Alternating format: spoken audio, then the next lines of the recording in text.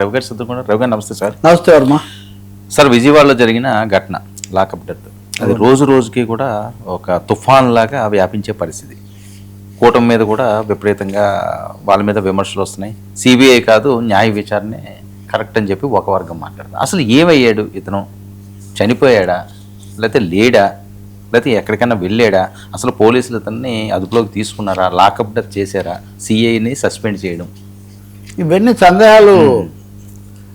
సందేహాలు ఏం లేవు కదా. ఇప్పుడు సిఐ మీద పోలీసులే ఫిర్యాదు నమోదు చేశారు అంటే దాని అర్థం ఇంకా వాళ్ళు ఒక పాయింట్ దగ్గర ఒప్పుకున్నారు. అయితే ఇది చిన్నకి గాలివాన్ అన్నట్టుగా చాలా పెద్దదైంది. మొదటే ప్రభుత్వం కనుక కొంత అలసత్వం ప్రదర్శించకుండా మొదట్లోనే స్పందించి చర్య తీసుకొని ఉంటే కొంత మెరుగ్గా ఉండదు. అప్పుడు ఎంతసేపటికి అది అంబటి రాంబాబు వైసీపీ అక్కడే పరిమితం అయిపోయి, ఇప్పుడు మీకు నేను తర్వాత కూడా చూపిస్తాను. మనం 2-3 రోజుల నుంచి మీడియా ట్రయల్ కూడా మనం చూస్తున్నాం. కాబట్టి ఖచ్చితంగా ప్రభుత్వం యొక్క అలసత్వము, ఆలస్యము డిఫెన్స్లో పడేసాయి కూటమి. ఇంకా అందులో ఏం సందేహం లేదు. ఎంత డిఫెన్స్లో పడేసాయంటే నేరుగా ముఖ్యమంత్రి, ఉప ముఖ్యమంత్రి కూర్చొని రంగంలోకి దిగి ప్రత్యక్షంగా సస్పెండ్ చేయండి అని ఆదేశాలు ఇవ్వాల్సి వచ్చింది ముఖ్యమంత్రి. అంటే అప్పటి వరకు పోలీస్ శాఖ కానీ ఇంకోరు కానీ దాన్ని ఏమాత్రం చర్య తీసుకోలేదనేది చాలా స్పష్టంగా కనిపిస్తుంది. ఇంకోటి చెప్పినా చెప్పకపోయినా హోంమంత్రి మొత్తం ఉదంతంలో ఎందుకు కనిపించట్లేదు? Where is the home minister? ఒకవేళ పని విభజన, శాంతి భద్రతలు కాదనుకున్నా కానీ రాష్ట్రంలో పోలీసులు వాళ్ళ చుట్టూ ఇంత దుమారం సాగుతుంటే ఇది కూడా ఒక విధంగా తగ్గించడమే కదా. అంతకుముందు ఆయన ఎవరో మాట్లాడితే దాన్ని మనం అందరం ఖండించాం సరికాదని. ఇప్పుడు ప్రాక్టికల్గా అసలు పోలీస్ శాఖకు సంబంధించి ఇంత జరుగుతుంటే హోంమంత్రి కనిపించట్లేదు. డీజీపీ నుంచి పూర్తి స్థాయిలో ప్రకటన లేదు. అంటే దాగుడు ఒక విధమైన పారదర్శకత లేదు, ట్రాన్స్పరెన్సీ లేదనేది స్పష్టంగా అర్థమవుతుంది. ఇంకా మూడవది, సాయి కృష్ణ తల్లి విజయలక్ష్మి ఇచ్చిన ఫిర్యాదు ప్రకారం 127(4), 127(6) బిఎన్ఎస్ సెక్షన్ల కింద, ఇంకోటి 103, 1238 ఈ సెక్షన్ల కింద కేసులు పెట్టారు. అంటే తప్పకుండా అదృశ్యమైంది తీసుకొచ్చారు. అదృశ్యమైందని ఆమె ఇచ్చిన ఫిర్యాదు మీద, దాని మీద కమిషనర్ కూడా రంగంలోకి వచ్చారు. అన్నింటినీ మించి వాళ్ళ ఇంటికి కూడా ఏసీపీ వెళ్ళి సందర్శించి మాట్లాడి వాళ్ళ ఇవన్నీ కూడా నమోదు చేసుకున్నారు.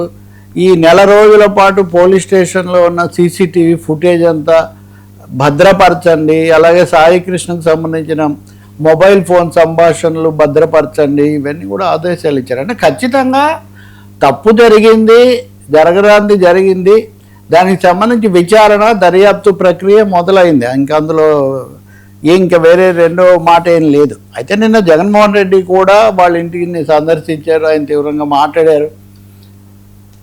ఆయన అయితే పోలీస్ శాఖ మొత్తము, కమిషనర్ వీళ్ళందరికీ కూడా దీంతో సంబంధం ఉంది.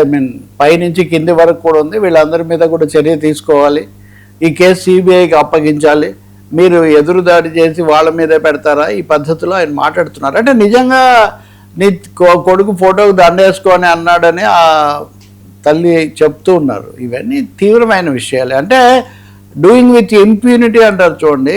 తప్పుగా ప్రవర్తించడం, హక్కులు ఉల్లంఘించడం, నేరస్తులు అనేది అదొక అంశం, నేర చరిత్ర కలిగిన వాళ్ళది. కానీ లాకప్ డెత్, ఆ తర్వాత వెళ్తే దాన్ని బుకాయించటము, దబాయించటము, ఆ తర్వాత మృతదేహమే మాయమైపోవటము, దాన్ని దహనం చేశారన్న ఆరోపణలు, ఇవన్నీ ఒక కనీసం 20-25 రోజుల పాటు మీడియాలో మారుమోగుతుంటే, రాజకీయంగా అంత దుమారం రేగుతుంటే ఎందుకు పోలీస్ శాఖ కానీ ప్రభుత్వం కానీ మౌనం వహించాయి? ఈ ప్రశ్నకైతే జవాబు లేదు. ఈ ప్రశ్నకు జవాబు చెప్పకుండా ఎదుటి వాళ్ళ మీద ఎంత దాడి చేసినా కానీ ఉపయోగమేం లేదు. The offence is best form of defence అని వైసీపీ వాళ్ళు అలా చేస్తారు, ఇలా చేస్తే చేస్తారు. ప్రతిపక్షంలో ఉన్నప్పుడు వాళ్ళు చేస్తారు, వీళ్ళు చేస్తారు. అది కాదు కదా ఇక్కడ సమస్య. కాబట్టి ప్రభుత్వం యొక్క అలసత్వమే ఈ పరిస్థితిని ఇక్కడ వరకు తెచ్చింది అనేది పూర్తిగా నిజం. ఇంకోటి ప్రశ్నలు కూడా, అతను నా కొడుకు అంత నేరస్తుడు అయితే గిగ్ వర్కర్గా ఎందుకు పనిచేస్తాడు అని ఆమె అడుగుతున్నారు. నిజంగా గిగ్ వర్కర్లు కష్టంగానే పనిచేస్తారు. గిగ్ వర్కర్లలో కూడా, లేకపోతే ఇంక ఏ పని చేసే వాళ్ళలో అయినా అరాచక ధోరణులు కూడా ఉండొచ్చు. అది చట్టం ప్రకారం జరుగుతుంది.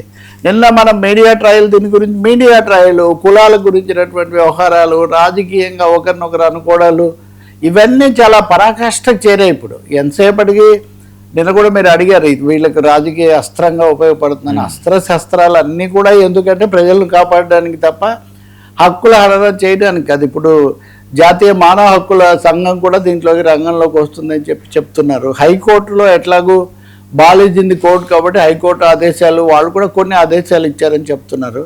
సో ఈ పరిస్థితుల్లో ఇటు రాజకీయ పక్షాలు, మీడియా, ప్రభుత్వము, అందరినీ మించి పోలీస్ శాఖ పూర్తి బాధ్యత తీసుకోవాలి కదా. ఇప్పటి వరకైనా కానీ పోలీస్ శాఖ పలానా విధంగా జరిగింది, ప్రోటోకాల్ అంశాలు ఇవి, మా డిపార్ట్మెంటల్ యాక్షన్స్ ఇవి, లేకపోతే లీకేజీలు ఎవరు, ఇప్పుడు ఉదాహరణకు వీఆర్ మీద పంపారని లీకేజ్ ఎవరు ఇచ్చారు, అది లీకేజా నిజమా, నిజమైతే ఆ నిర్ణయం ఎవరు చేశారు, ఇంత జరుగుతుంటే వీఆర్ అనే ఒక నిర్ణయం తీసుకోవడానికి వాళ్ళకు అంత ధైర్యం ఎలా చేశారు, ఏ మద్దతు లేకుండా. కాబట్టి ఎంతో కొంత దీని వెనక దీన్ని మాఫీ చేసే ఒక పెద్ద ప్రయత్నం జరిగింది అనేది చాలా స్పష్టం, లేకపోతే ఇంత దూరం రాదు. సో ఇప్పటికైనా ఒకటైతే ఇందులో అతి ప్రమాదకరమైంది, నేను ముందు రోజు నుంచి చెప్తున్నాను, ఇదేదో రాజకీయ వివాదం అనంతకు మించి కుల వివాదం లాగా చూపించటము, కుల గోత్రాలు తీసి వాటి మీద మాట్లాడుకుంటూ పోవటం కూడా ఒక పెద్ద తప్పు జరిగింది. ఇప్పటికైనా దాన్ని ఎక్కడో చోట దానికి ఫుల్ స్టాప్ పెట్టాలి. వీటన్నిటికీ ఒకటే ఒక సమాధానం, న్యాయ విచారణ జరిపించాలి. ఉంటే ఒక సిట్టింగ్ జడ్జి లేకపోతే రిటైర్డ్ జడ్జితో సమర్థులైన విశ్వసనీయమైనటువంటి ఒక న్యాయమూర్తి, గౌరవనీయమైన న్యాయమూర్తితో విచారణ జరిపిస్తే కానీ పూర్తి వాళ్ళు ఎవరినైనా సమన్ చేయగలుగుతారు, ఏదైనా తేల్చగలుగుతారు. అన్ని కోణాలు కూడా, అప్పుడు రాజకీయ కోణాలు కూడా ఎవరైనా ఉంటే చెప్పు. అలా కాకుండా ఏ డిపార్ట్మెంట్ అయితే ఇవన్నీ చేసిందో, ఈ ఆలస్యానికి కారణమైందో, కొంత మాఫీ చేయడానికి ప్రయత్నించిందో, ముఖ్యమంత్రి వేసిన చర్య కంటే తక్కువ చర్యతో దాన్ని సరిపెట్టడానికి ప్రయత్నించిందో, అలాగే మీడియాలో ఇవన్నీ వచ్చాయంటే ఎవరు ఇచ్చారు? తప్పకుండా పోలీసులే ఇచ్చి ఉండాలి కదా. మీడియాకు లీకులు ఇస్తూ చట్టబద్ధమైన పాత్ర విస్మరించిందో ఆ శాఖకు సంబంధించిన దిగువ స్థాయి అధికారిని విచారణ చేయమంటే ఆయనకి ఎన్ని సంఖ్యలు ఉంటాయి, ఎన్ని అవరోధాలు ఉంటాయి. కాబట్టి అది న్యాయం కాదు. అలాగే జగన్ లేకపోతే అంబటి రాంబాబు చాలామంది అడుగుతున్నట్టుగా సిబిఐ అనేది కూడా కాదు, ఎందుకంటే సిబిఐ మీద కూడా జాతీయ స్థాయిలో చాలా సందేహాలు ఉన్నాయి కాబట్టి, ఇక్కడ కూడా వాళ్ళ అధికారంలో ఉన్నారు కాబట్టి, డబుల్ ఇంజన్ సర్కార్ కాబట్టి ఈ సమస్య కూడా వస్తుంది. నా ఉద్దేశంలో సిబిఐ కంటే న్యాయస్థానాన్ని అడిగి ఒక న్యాయ విచారణ పూర్తిగా జరిపించటం, అన్ని విషయాలు కూడా వీలైతే ఒక అఖిల పరిషత్ సమావేశాలను చేసి ప్రజలకు కూడా దీని మీద వివరాలు చెప్పడం తప్ప దీన్ని సాగదీసిన కొద్దీ సందేహాలు పెరుగుతాయే కానీ తగ్గవు అన్నది మటుకు చాలా స్పష్టం. ఇప్పటి వరకు ఆ దాచిపెట్టిన కొద్దీ ఇది ఇంకా పెరిగింది. ఇప్పుడు మీరు చూడండి, నిన్న మొన్న మనం ఎన్ని స్టోరీస్ చూసినా అన్నీ సాయి కృష్ణ అతను, ఇప్పుడు చూడండి సిఐ నాగరాజ్ చుట్టూ వివాదాలు. ఇదే సిఐ కదా, ఇదే సిఐ గురించి కదా ఇన్ని రోజులు రాశారు. ఎందుకు అప్పుడేమో అప్పుడెందుకు రాలేదు వీళ్ళని కాదు ఎవరైనా సరే, అప్పుడెందుకు రాలేదు అంటే సెక్షన్ ఆఫ్ మీడియా ఒక భాగాన్ని మటుకే చెప్తూ వచ్చింది.